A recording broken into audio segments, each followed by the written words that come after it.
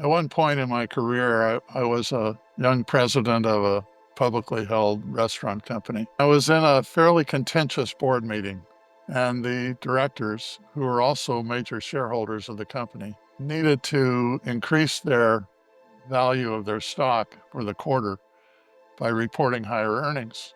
They thought the way to do that was to freeze the well-deserved wage increases and bonuses of the employees. I didn't know how to respond. These were, accomplished executives in many other businesses. And I was, in my young 30s and fairly intimidated by this group.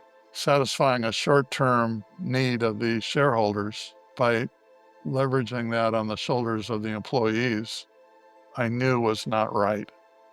It was not the principle that I believed in. In Christian Science, principle is a synonym for God. As God's likeness, I reflect that principle. And so, pausing and thinking about things, I finally said, this is not right.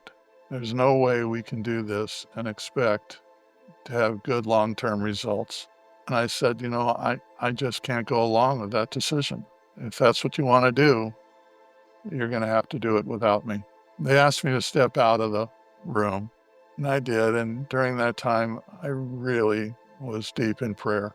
Father, I know the right way wins the right of way. I know that principle will prevail.